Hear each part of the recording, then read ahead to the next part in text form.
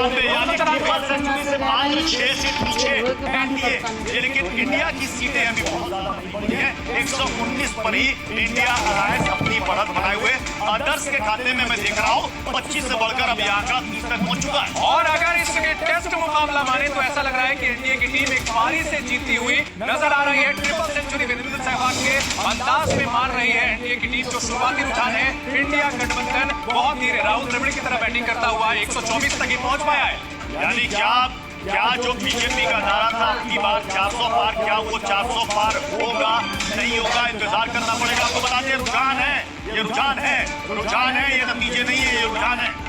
450 सीटों का रुझान और एनडीए 300 के करीब पहुंच चुका है। इस वक्त की बहुत बड़ी खबर, 2/3 का आंकड़ा पार करती हुई दिख रही है। पूर्णिया से निर्दलीय उम्मीदवार पप्पू यादव आगे चल रहे हैं। पूर्णिया बिहार की सबसे हॉट सीट, आरजेडी की तरफ से बीमा भारती को यहाँ पर उतारा गया था। इंडिया अलायंस के उम्मीदवार है, बीमा भारती पीछे चल रही है। पूर्णिया में निर्दलीय उम्मीदवार पप्पू यादव ने यहाँ से ताज ठोकी थी। और बड़ी खबर मध्य प्रदेश से आ रही है, जहां बीजेपी 27 सीटों पर आगे चल रही है। ऐसा लग रहा है क्लीन स्वीप एक बार फिर से हो सकता है मध्य प्रदेश में। इस वक्त की बहुत बड़ी खबर है, 456 सीटों का 458 सीटों का रुझान आ चुका है और बीजेपी 296 के करीब। उत्तराखंड की बात कर लेते हैं। अल्मोड़ा से बीजेपी के अजय टम्टा आगे चल रहे हैं, यानी कि इस बार भी लग रहा है कि उत्तराखंड में स्ट्राइक रेट बीजेपी का बरकरार रहने वाला है। उत्तराखंड में अल्मोड़ा से अजय टम्टा आगे चल रहे हैं।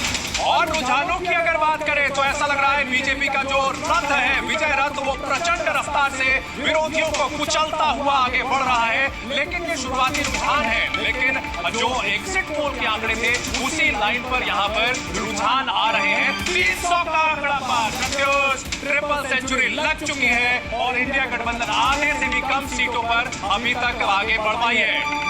यानी कि जो बात कही जा रही थी एनडीए की तरफ से बीजेपी की तरफ से अब की बार 400 पर, बीजेपी का अपना जो लक्ष्य था बीजेपी का था 370 का। और जिस तरीके से रफ्तार बढ़ रही है, लग रहा है कि बीजेपी 370 तक पहुंच जाएगी। अब देखना है कि बाकी अलायंस कितना सहयोग दे पाते हैं, क्या वो 400 पार करा पाते हैं। 301 अब ये आंकड़ा बढ़कर 301 हो गया है। इंडिया अलायंस अपनी सीटें बढ़ाई। रुझानों को देखें प्रत्युष, तो ऐसा लग रहा है कि अब की बार 400 पार भले ही ना हो एनडीए, लेकिन कंफर्टेबल मेजोरिटी और 2/3 मेजोरिटी शुरुआती रुझानों को देखकर तो ऐसा लग रहा है शगुन के 301 रुपए जो है ऐसा लग रहा है मिल चुके हैं। 469 सीटों के रुझान इस वक्त आपके सामने आए हैं। 301 सीटों पर एनडीए अच्छी खासी प्रचंड बहुमत की ओर एनडीए बढ़ता नजर आ रहा है। इंडिया अलायंस काफी पीछे छूट गया है, क्योंकि 301 और कहा 134।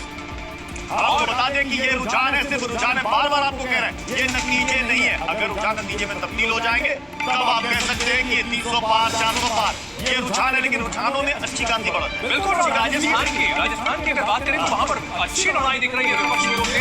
4 सीटें कांग्रेस और अन्य के पास 3 सीटें जाती हुई दिख रही है। जयपुर शहर और ग्रामीण से कांग्रेस आगे नजर आ रही है। राजस्थान का मिजाज समझना मुश्किल है। जयपुर शहर में कांग्रेस फिर से आगे चल रही है। राजस्थान में सरकार बदल गई, क्या इस बार सीटों का गणित भी यहाँ पर बदल जाएगा क्या, ये भी देखना होगा। आपको बार बार बता रहे हैं रुझान है, कहते हैं रुझान में कई बार सीटें आगे पीछे हो सकती है, तो इस बात का ख्याल आपको भी रखना है। 304, लेकिन जो लीड है, जो बढ़त है, बार बार मैं चंदन कह रहा हूँ, अच्छी खासी बढ़त है। 50 और गहलोत साहब के चश्मो चिराग पीछे हैं। वैभव गहलोत जालौर सीट से पीछे चल रहे हैं। अशोक गहलोत के बेटे वैभव गहलोत पीछे चल रहे हैं। तो राजस्थान में कांग्रेस अच्छा कर रही है, लेकिन गहलोत के बेटे पीछे चल रहे हैं। 477 सीटों का रुझान एनडीए 304 सीटों पर रुझानों में बढ़त बनाए हुए हैं। इंडिया अलायंस ने अपना आंकड़ा थोड़ा सा बढ़ाया है, 138। जो इंडिया अलायंस बार बार ये दावा कर रहा था 295 से कम सीटें नहीं आएंगे। अब देखिए हम ये इंडिया अलायंस का आंकड़ा बढ़ा 144 के करीब पहुंचा है इंडिया अलायंस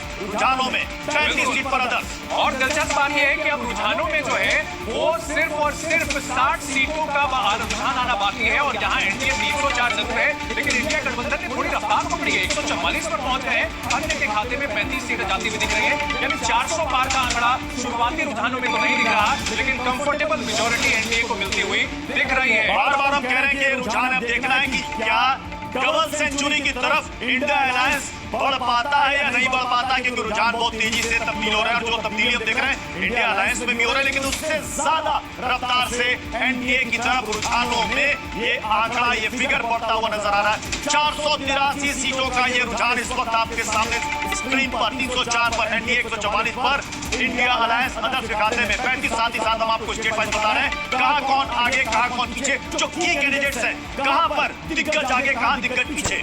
बिल्कुल, और यूपी के 60 सीटों का रुझान सामने आया है प्रत्युष, और 49 सीटों पर बीजेपी आगे चल रही है। यानी हमारे पूर्व मुख्यमंत्री है मनोहर लाल खट्टर, इस बार संसदीय चुनाव में उनको उतारा गया बीजेपी की तरफ से, वो आगे चल रहे हैं। बिल्कुल, और इस वक्त की बड़ी खबर 483 सीटों का रुझान, जिसमें एनडीए 304 सीट से आगे नजर आ रही है। और उत्तर प्रदेश की अगर बात की जाए तो 60 सीटों के रुझान आ चुके हैं, जहां 49 सीटों पर बीजेपी लीड करती हुई दिख रही है और बाबा का बुलडोजर एक बार फिर से विरोधियों को कुचलता हुआ आगे बढ़ रहा है। ये देखिए तस्वीरों में आपको आसानी से समझ में आ जाएगा उत्तर प्रदेश का इस वक्त का रुझान, ये गणित क्या कह रहा है। 49 पर एनडीए बढ़त बनाए हुए हैं, 11 पर इंडिया अलायंस। चंदन, और एक सीट अन्य पर दिल्ली की अगर बात की जाए तो बीजेपी के लिए झटका, क्योंकि एक सीट पर कांग्रेस उम्मीदवार आगे। वो एक सीट कौन सी हो सकती है चंदन, ये देखना होगा। अब दिलचस्प बात यह है कि क्या कन्हैया कुमार ने कोई कमाल किया है, क्योंकि इकलौती सीट थी मनोज तिवारी की जो उत्तर पूर्वी दिल्ली होगी या पूर्वी दिल्ली होगी,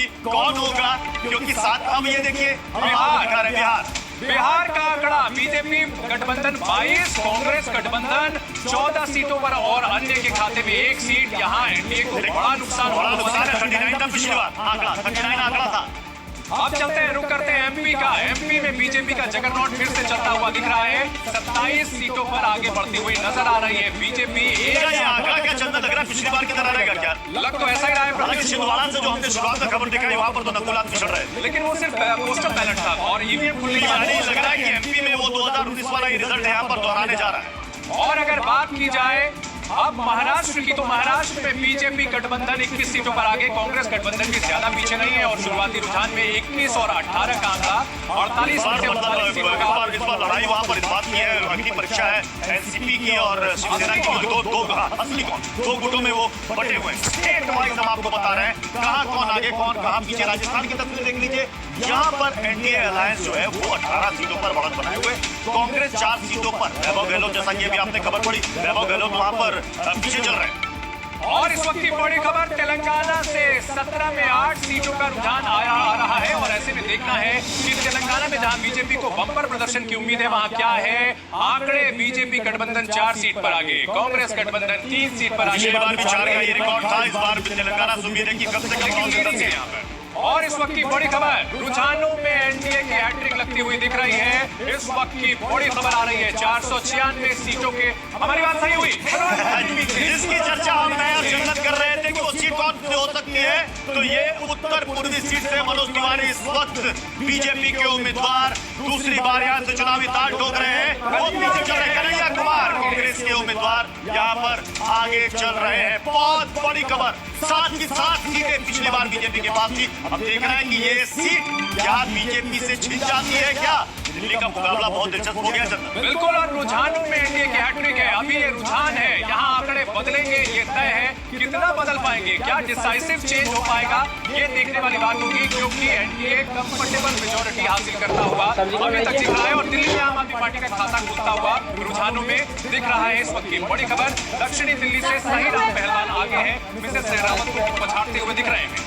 यानी क्या इस बार देखिए बीजेपी के रामवीर भिदोड़ी पीछे चल रहे हैं, क्या इस बार आम आदमी पार्टी और कांग्रेस का कॉम्बिनेशन जो तालमेल जो हुआ है, क्या वो दिल्ली वासियों को पसंद आया है क्या? क्योंकि अगर 7 सीटों में से अगर 2 या 3 सीटों का झटका बीजेपी को लगता है तो ये बहुत बड़ा झटका होगा दिल्ली में। बिल्कुल, और इस वक्त की बड़ी खबर, लगभग 500 सीटों के रुझान आने को है, 493 सीटों के आ चुके हैं। एनडीए 308 सीटों पर कंफर्टेबल मेजोरिटी दिख रहा है, लेकिन इंडिया गठबंधन भी 145 सीटों पर आगे दिख रहा है। ये रुझान है, अभी ईवीएम खुला है, आधे घंटे लगभग होने को है और इसके बाद खरगोश की लड़ाई। बिल्कुल, और यहाँ पर कछुआ नींद से जागा है, बड़ी तेजी से भागा है और 200 के आंकड़े के पास पहुंच गया नजर आता है। और ये देखिए कहीं ऐसा ना हो कि ये आंकड़ा 275 से और नीचे घुस जाए, एनडीए का 272 मैजिक फिगर से नीचे, क्योंकि इंडिया गठबंधन ने रफ्तार पकड़ी है। ट्रिपल डिजिट पर इंडिया गठबंधन डबल से सेंचुरी इंडिया गठबंधन और अदर्स के खाते में जो 52 से 55 सीटें थी वो धीरे धीरे घटते घटते 36 हो गई है और वो मुझे लग रहा है कि चंदन वो इंडिया अलायंस की तरफ एड ऑन होती जा रही है। ये देखिए एनडीए का आंकड़ा और गिर गया। एनडीए 274, एक सीट और बढ़ गई है, 200 से 201 सीट हो गई है इंडिया अलायंस की। मुझे लगता है कि इस वक्त कांग्रेस, आरजेडी और जितने भी दफ्तर इंडिया अलायंस के वहां पर धीरे धीरे वहां पर लड्डू मिठाइयां मिलनी शुरू हो गई होंगी। बिल्कुल, और यहाँ जो आंकड़े हैं काफी दिलचस्प है। शुरुआती रुझान बहुत दिलचस्प। सी न्यूज पर इस वक्त की बहुत बड़ी खबर, देवरिया से बीजेपी के शशांक मणि आगे चल रहे हैं और बड़ी खबर यह है कि इंडिया गठबंधन, जैसा कि एग्जिट पोल में बताया जा रहा था, बिल्कुल सफाया हो जाएगा। उससे शुरुआती रुझान में तो बेहतर प्रदर्शन करता हुआ नजर आ रहा है। 274, 201, बहुत ही दिलचस्प लड़ाई है। सिर्फ 31 सीटों का और रुझान आना बाकी है। आप देखिए गौर से, 511 सीटों का रुझान आ गया है, 31 सीटें और यानी कि 542 सीटों का पूरा रुझान आपके सामने होगा। अगर उन 31 सीटों को जोड़ भी दें तब भी एनडीए अलायंस काउंट करके जो है 274 बता रहे हैं, यानी 32 सीटों का रुझान अभी आना बाकी है। अभी आना बाकी है। हो सकता है कि वो इंडिया अलायंस की तरफ चले जाए, हो सकता है एनडीए की तरफ जाए, हो सकता है इसकी सीटें घट जाए, हो सकता है कि उनकी सीटें घट जाए। ये बड़ा ही दिलचस्प हो चुका है। वीके सिंह को हटाना, वहां के वोटर्स को रास नहीं आया नजर आ रहा है। सीतापुर और देवरिया में भी अच्छा प्रदर्शन करती हुई नजर आ रही है कांग्रेस की टीम और कांग्रेस के। सहारनपुर से आगे है, गाजियाबाद से आगे है, मेरठ से आगे है, कई ऐसी सीटें हैं जहां पर इंडिया अलायंस और 8 सीटों पर समाजवादी पार्टी ने उत्तर प्रदेश में बढ़त बना रखी है। और इस वक्त की बड़ी खबर, दरभंगा से बीजेपी के गोपाल जी ठाकुर आगे चल रहे हैं। दरभंगा वही सीट है प्रत्युष जहां पर बुर्का नशी महिलाओं के ऊपर आरोप लगा था, फर्जी वोटिंग का काफी बवाल हुआ था, वहां बीजेपी के उम्मीदवार आगे चल रहे हैं। इस वक्त की ये बड़ी खबर है।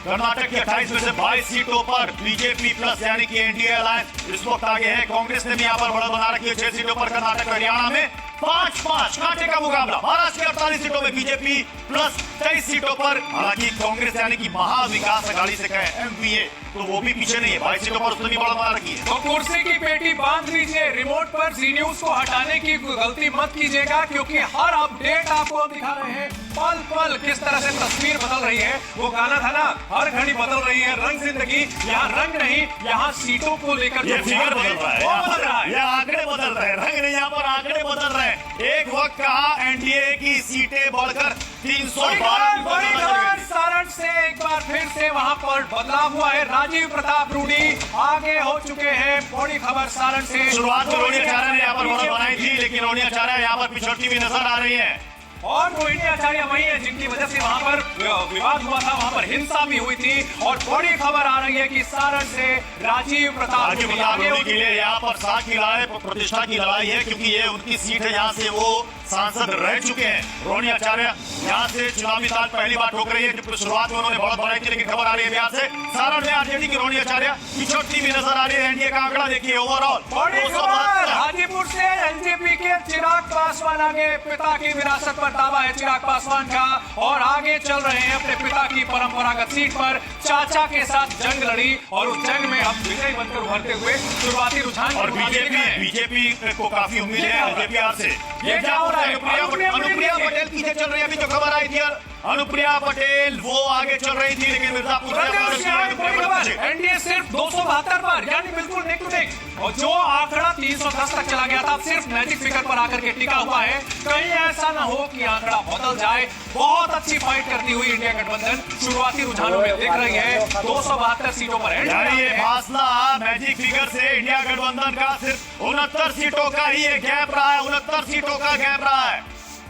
बहुत जबरदस्त मुकाबला देखने को मिल रहा है। हमने शुरुआत में ही कहा कि ये सिर्फ और सिर्फ रुझान है, ये नतीजे नहीं। हमने शुरुआत, हम लगातार कह रहे हैं ये नतीजे नहीं है जो सामने है, ये रुझान है और रुझानों में तब्दीली हो सकती है। एक वक्त 300 से पार, ट्रिपल सेंचुरी के पार एनडीए अलायंस चल गया था, लेकिन अब वो घट के मैजिक फिगर पर मिला रखा हुआ है। किसी जमाने में लालू यादव कहा करते थे कि बैलेट बॉक्स से जिन्न निकलेगा, तो क्या ईवीएम से यहाँ कोई जिन्न निकलता हुआ दिख रहा है? क्योंकि आंकड़े बहुत। तो क्या जो इंडिया अलायंस का दावा था 295 से कम सीटें नहीं आएंगी, क्या उस ओर बढ़ता हुआ नजर आ रहा है? और इस वक्त की बड़ी खबर, ये जो शुरुआती रुझान है इसने शेयर बाजार पर कहर बरपाया है। कल जिस तरह से एग्जिट पोल के नतीजों के बाद शेयर बाजार रॉकेट बना था, पिछले 2 दिनों से है। शेयर बाजार में लगातार उछाल देख रहे थे, लेकिन आज जब ये रुझान आ रहे हैं शेयर बाजार में